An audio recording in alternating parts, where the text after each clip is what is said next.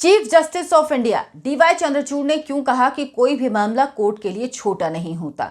वो किस बात का जवाब दे रहे थे और किसे दे रहे थे? क्या कार्यपालिका और न्यायपालिका के बीच टकराव की जो स्थिति बन रही है उसमें कुछ बदलाव नजर आ रहा है या मामला और ज्यादा उलझ गया है? ये सब कुछ आपको आज के इस वीडियो में बताऊंगी। नमस्कार, बहुत बहुत स्वागत है आपका। आपके साथ मैं हूं अर्चना सिंह। अगर आप मेरा वीडियो देखना शुरू कर चुके हैं तो मेरे चैनल को सब्सक्राइब जरूर कर लीजिए। बात को ज्यादा से ज्यादा लोगों तक पहुंचाइए।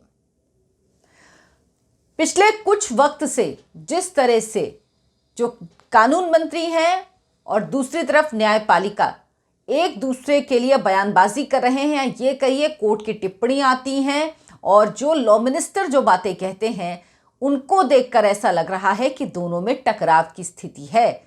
क्या ये स्थिति ठीक है?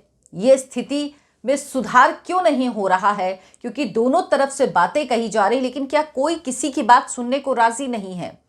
अब सीजेआई जस्टिस डीवाई चंद्रचूड़ ने साफ साफ कह दिया है कि अदालत जिस तरह से काम करती थी अदालत उसी तरह से काम करेगी। कानून मंत्री किरण रिजिजू ने संसद में कहा था कि लंबित मामलों की वजह यह भी है, जो ज्यादा बोझ बढ़ रहा है, कि अदालत सुप्रीम कोर्ट बहुत सारी ऐसी याचिकाएं सुनती हैं जो सुप्रीम कोर्ट को नहीं सुननी चाहिए।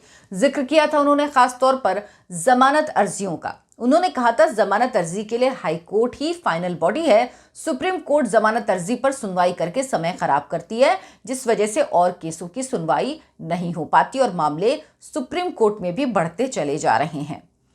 इसके जवाब में अब मुख्य न्यायाधीश भारत के जो हैं जस्टिस डीवाई चंद्रचूड़, उन्होंने 2 दिन में 2 बार जवाब दिया है सरकार को और न्यायपालिका का रुख एकदम साफ कर दिया है।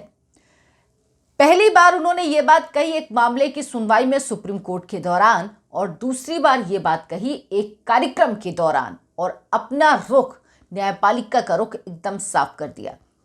सुप्रीम कोर्ट के सामने एक मामला आया था जिसमें हापुड़ जिला अदालत ने इकराम नाम के व्यक्ति को बिजली कानून के तहत 9 अलग अलग मामलों में 2-2 साल की सजा और जुर्माने की सजा सुनाई थी। यानी 2-2 साल की सजा अगर 9 मामलों में है तो 18 साल की सजा और जुर्माने की सजा सुनाई थी। जेल अधिकारियों का कहना था 3 साल की सजा इकराम पहले ही काट चुके हैं।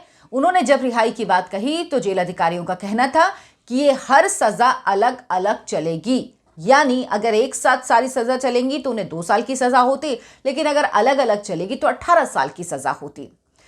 इस मामले को लेकर इकराम हाईकोर्ट गए। हाईकोर्ट ने मामले को खारिज कर दिया। उसके बाद इकराम अपनी अर्जी लेकर सुप्रीम कोर्ट आए।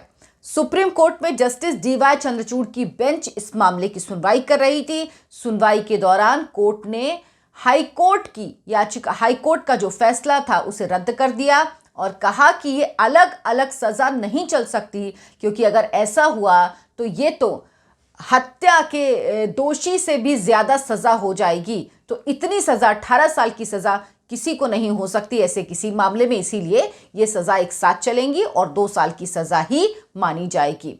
तो अब इकराम की आजादी का प्रबंध हो गया। सुप्रीम कोर्ट ने साफ कर दिया कि उन्हें जेल से अब रिहाई मिलेगी। लेकिन इस मामले की सुनवाई के दौरान सीजेआई ने टिप्पणी की। अक्सर अदालतें जब फैसला सुनाती हैं तो टिप्पणियां करती हैं। कई बार ये टिप्पणियां बेहद प्रतिकूल होती हैं, जिनकी कोई जरूरत नहीं होती। ऐसा आपने नूपुर शर्मा के मामले में भी देखा होगा, जब अदालत ने ऐसी टिप्पणी की थी जिस टिप्पणी का कोई लेना देना नहीं था, या वो टिप्पणी गैर जरूरी थी उस वक्त उस मामले की सुनवाई के दौरान करना। इसमें कोर्ट ने कहा कि सुप्रीम कोर्ट के लिए कोई भी मामला छोटा नहीं होता। अगर हम व्यक्तिगत स्वतंत्रता में के जो मामले हैं उन पर कार्यवाही नहीं करते हैं, उन पर कार्यवाही नहीं करेंगे तो हमारे यहां पर होने का क्या मतलब? अगर हम ऐसे मामलों में राहत नहीं देते तो हम यहां पर क्या कर रहे हैं? ये सीजेआई डीवाई चंद्रचूड़ ने कहा।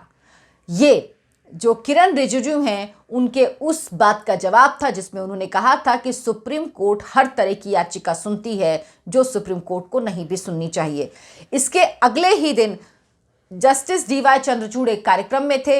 ये कार्यक्रम था भारत के पूर्व अटॉर्नी जनरल स्वर्गीय एडवोकेट अशोक देसाई की स्मृति में कार्यक्रम होता है और कार्यक्रम का टॉपिक था कानून और नैतिकता।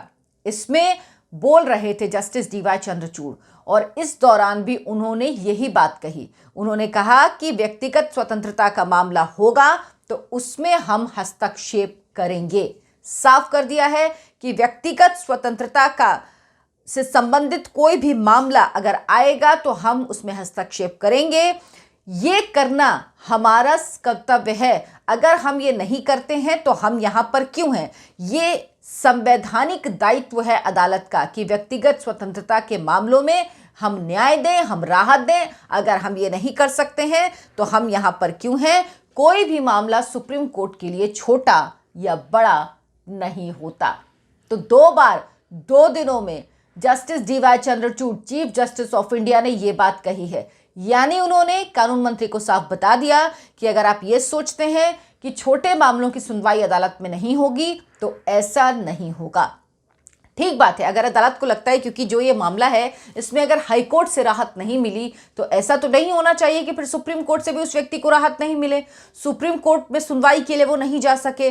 लेकिन किस तरह से जो केस हैं वो निपटे, किस तरह से जो वैकेंसी है वो भरी जाएं, उस पर क्यों सुप्रीम कोर्ट कोई कदम नहीं उठाता? क्यों सुप्रीम कोर्ट उस पर काम नहीं करता ताकि जल्द से जल्द लोगों को राहत मिले? एक मामले में व्यक्ति को राहत मिली है, ये अच्छी बात है। एक भी व्यक्ति को एक भी दिन बेकार में या एक्स्ट्रा जेल में नहीं रहना चाहिए, उसे एक्स्ट्रा सजा नहीं मिलनी चाहिए। ये बहुत ही नाइंसाफी होती है किसी भी व्यक्ति के साथ। लेकिन जो हजारों हजार मामले अटके हुए हैं, क्यों सुप्रीम कोर्ट कोई प्रक्रिया तय नहीं करता, क्यों तरीका तय नहीं करता?